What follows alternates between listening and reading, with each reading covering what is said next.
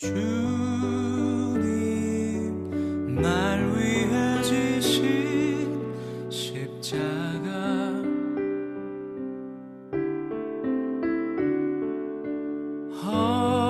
허물 많은 내 삶에 늘 흐르며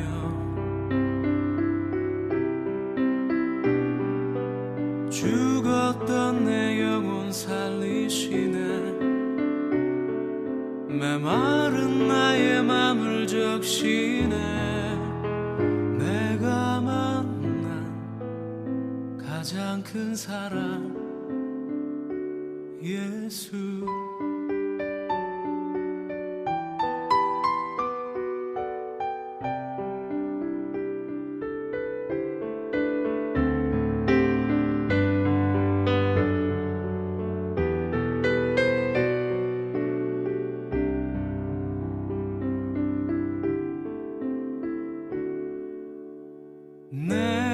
내가 예수 그리스도와 함께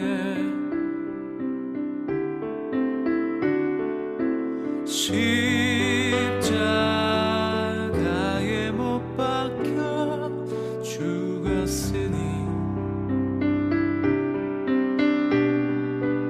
이제 내가 사는 것 아니요 오직 내 안에 그분이 사는 것. 내가 만난 가장 큰 용서 예수.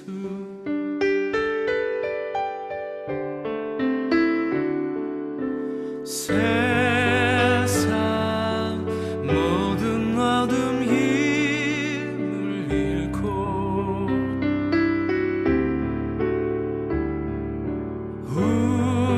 우리 가진 모든 미움 녹아지리라.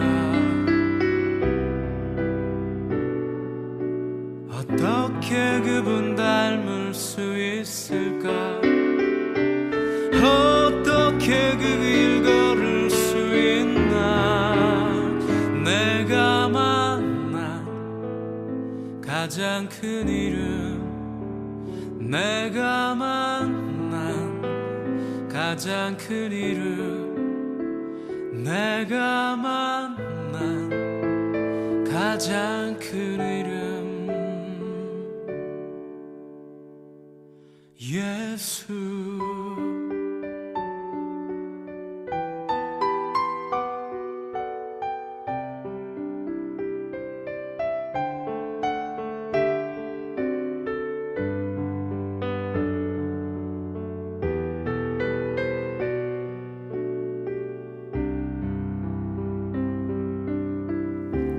하나님 말씀은 마태복음 1장 18절에서 25절까지의 말씀을 우리가 같이 나누겠습니다.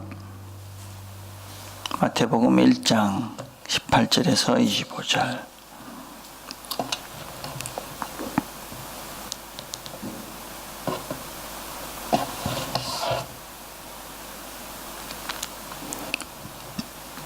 제가 봉독하겠습니다.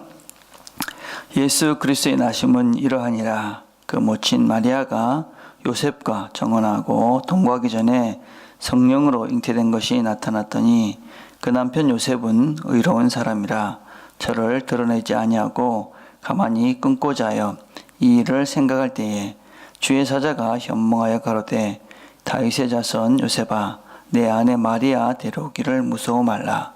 저에게 잉태된 자는 성령으로 된 것이라.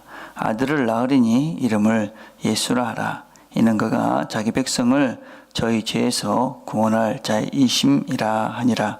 이 모든 일이 이래 된 것은 주께서 선지자로 하신 말씀을 이루려 하심이니 가라사대 보라 처녀가 잉태하여 아들을 낳을 것이요 그 이름은 임마누엘이라 하리라 하셨으니 이를 번역한즉 하나님이 우리와 함께 계시다 함이라.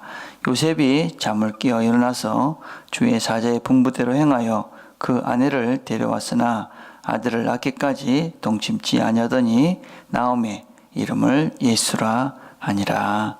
아멘. 오늘 본문은 우리가 잘 아는 예수님의 탄생에 관계된 이야기입니다. 우리는 본문에 나타난 그 당시에 여러 가지 풍습 중에 이 정혼이라는 말에 대한 의미를 알 필요가 있습니다. 오늘 본문을 보니까 정혼하고 동거하기 전에 이런 말이 있는데, 이 말씀은 그 당시에 유대인들은 한 12살, 13살이 되면 약혼을 했다고 합니다. 근데 이 약혼은 결혼식과 같은 그런 효력이 있어서 같이 잠자리를 하지 않았지만 남편과 아내다라는 그런 말을 사용하기도 했고, 또 특별히 약혼 중에 이 남편이 죽으면 이 과부로 취급을 받았다, 그렇게 얘기합니다. 그러니까 거진 약혼이라는 것이 결혼과 거진 동등한 그런 것이다라고 볼 수 있죠. 그래서 동거하기 전에라는 말은 약혼 후에 약 1년이 지나면 남자는 여자를 자기 집으로 데려와서 살게 되는데 이것을 결혼이다, 그렇게 이야기를 했답니다. 그래서 당시는 이 약혼이 사실 실제적인 결혼과 거진 같은 의미를 가지고 있었던 것으로 볼 수가 있습니다. 오늘 본문을 보니까 또 요셉을 의로운 사람이다, 이렇게 이야기하는데, 이 의롭다 하는 것이 무엇인가? 이 바른 것을 그냥 추구하는 사람인가? 그것보다는 오늘 본문에서 나타난 이 요셉의 의롭다라는 의미는 두 가지 의미가 있는 것 같아요. 무엇보다도 바른 것을 고쳐야 되겠다, 틀린 것을 고쳐야 되겠다라는 의미가 있고, 또 다른 것은 그럼에도 불구하고 그 틀린 것을 고치면서 상대방의 마음을 최소한 아프게 하려는 그런 마음 자세, 이것이 이제 요셉의 의로운 모습이다라고 볼 수가 있습니다. 그래서 요셉은 아내가 자기와 잠자리를 하지 않았는데 임신한 것을 알게 되었고, 그럼에도 불구하고 그것을 용서할 수는 없었기 때문에 어떻게 이 여인에게, 사랑하는 이에게 힘들지 않는 최소한의 방법으로 그 문제를 해결하려 했던 것을 볼 수가 있습니다. 그래서 우리는 인간 요셉의 이런 일처리 방법, 이런 것들을 우리가 성경을 통해서 배울 수가 있겠지요. 그죠? 무조건 옳은 것을 추구하는 것보다 상대방을 배려하는 마음, 이런 것들을 우리가 배울 수 있을 것입니다. 또 요셉이라는 한 사람을 통해서 배울 수 있는 것은 순종이라는 것이지요. 요셉이 하나님의 말씀대로 그 주의 사자의 분부대로 행했다. 그래서 그 아내를 데려왔고, 여러분, 그 아내를 데려왔다, 이 얘기는 보통 그 당시의 풍습은 한 1년의 기간을 거쳐서 그런 약혼의 기간을 갖게 되는 것인데, 그런 기간을 거치지 않았다 하는 것입니다. 그 말은 어떤 면에서는 이제 그 당시의 풍습보다는 하나님의 말씀을 우선하는 그런 요셉의 태도를 우리가 볼 수가 있지요. 그리고 말씀대로 동침지 아니했고, 그리고 이름을 예수로 지었습니다. 그래서 우리는 이런 요셉의 순종, 이런 것들도 배울 수가 있습니다. 그러나 본문에서 이야기하고 있는 것은 그런 요셉의 순종이나 또 요셉의 의로운 모습, 이런 것들은 부수적인 것이고, 성경이 얘기하고 있는 것은 그런 얘기를 하고 있는 것은 아니지요. 본문에서 이야기하고 있는 것은 예수님은 누군가 하는 것을 이야기하고 있는 것이죠. 그리고 예수님이 어떤 분인가 하는 것을 우리에게 가르쳐 주기 위해서 기록한 것이지요. 자, 그분은 어떤 분이냐? 예수님은 시작부터 하나님이시다 라는 것입니다. 그분은 하나님으로부터 왔다, 성령으로 잉태됐다 하는 말은 바로 그 씨가 하나님이다 하는 것입니다. 그래서 그분은 사람으로 이 땅에 왔지만 그분의 씨는 하나님이다 라는 것을 우리에게 말씀해 주고 있습니다. 하나님의 아들이다, 그것은 다른 표현으로 하나님이다 라는 것입니다. 하나님으로부터 왔다, 그래서 그분은 하나님이다, 예수는 하나님이다 하는 것을 이 본문을 통해서 먼저 가르쳐 주시죠. 특별히 그분은 또 22절에 보니까 이미 예언되어진, 이미 오래전부터 하나님께서 계획 가운데 이루어진 그런 하나님으로부터 오신 분이다 라는 것을 우리에게 가르쳐 줍니다. 그래서 우연히 아니면 어쩌다 그런 것이 아니라 하나님의 오래전에 계획된 하나님의 약속 가운데서 이루어지신 일이다 라고 할 수 있지요. 그래서 우리는 이 하나님의 그 말씀의 이루어짐, 하나님께서 우리에게 약속하신 많은 것들이 있는데 이 예수님이 이 땅에 오신 것을 보면 우리가 하나님이 모든 약속에 신실하기에 언젠가 반드시 우리에게도 하신 모든 약속을 이루실 것이다 라는 소망을 가지고 우리가 살아갈 수 있게 되는 것이지요. 자, 그분은 또 왜 오셨다고 말씀하고 있습니까? 우리의 죄를 대신하기 위해서 오신 것입니다. 죄를 대신하기 위해서. 그러니까 우리가 하나님을 믿습니다. 하나님은 전능하시기 때문에 우리의 필요한 것들을 간구하고 기도하고 또 요청할 수가 있습니다. 그러나 우리가 항상 명심해야 될 것은 그분은 우리의 죄를 대속해 주시기 위해서 오신 것이지요. 우리가 주일날 또 말씀을 같이 나눴지만 우리 삶에 질병도 고쳐주시고 또 우리가 필요한 것들도 주십니다.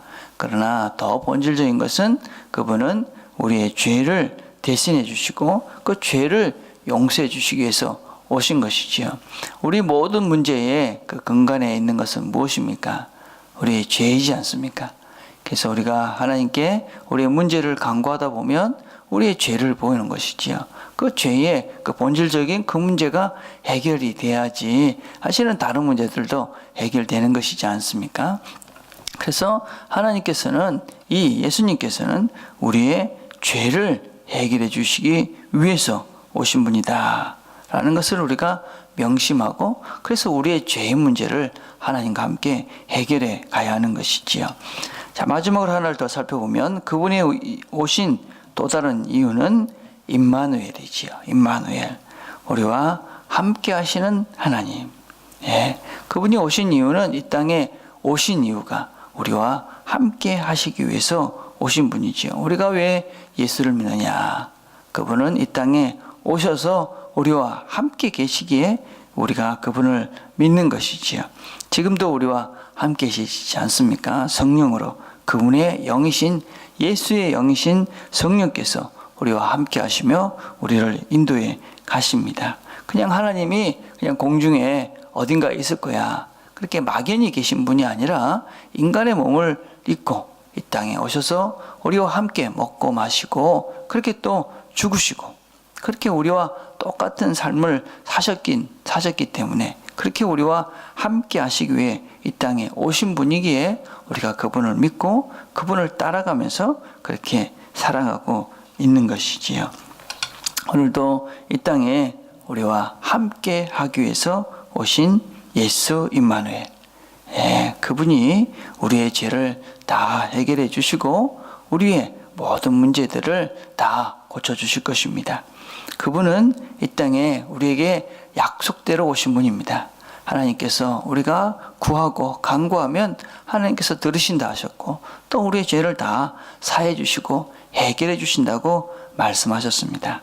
오늘도 하나님의 그 약속의 말씀을 우리가 굳게 붙잡고 기도하며 나갈 때에 하나님 우리를 새롭게 하시고 또 우리와 함께 하시는 성령님을 오늘도 체험하며 우리가 세상 가운데서 승리하며 살 수 있도록 우리를 도우실 것입니다. 이 하나님을 경험하는 이 아침 시간이 되기를 간절히 바라겠습니다. 기도하겠습니다. 하나님 아버지 감사합니다. 이 아침에도 저희들이 하나님 옆에 나왔습니다. 우리와 함께 하시는 그 임마누엘의 하나님을 믿기에 저희들도 기도하고 또 간구합니다.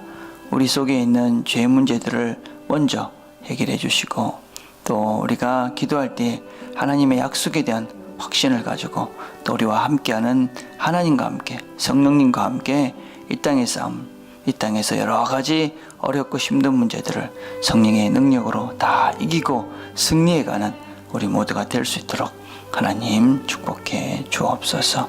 예수님의 이름으로 기도드립니다. 아멘. 오늘 아침 우리가 함께 기도할 것은 오늘도 하나님이 우리와 늘 함께 하심을 기억하고 하나님과 동행하는 하루가 될 수 있도록 그렇게 기도하시기를 바랍니다. 금주는 여러분들이 여러 곳으로 흩어지고 있습니다. 여러분들의 그런 여정들을 위해서 또 그분들이 가신 곳에서도 여전히 하나님과 동행하는 식구들이 될 수 있도록 그렇게 기도해 주시기를 바랍니다. 또 지난주에 새로 오신 분을 위해서도 기도해 주십시오. 또 교회를 위해서 성탄 행사와 가족 캠프를 위해서도 계속적으로 기도해 주시기를 바랍니다. 개인적으로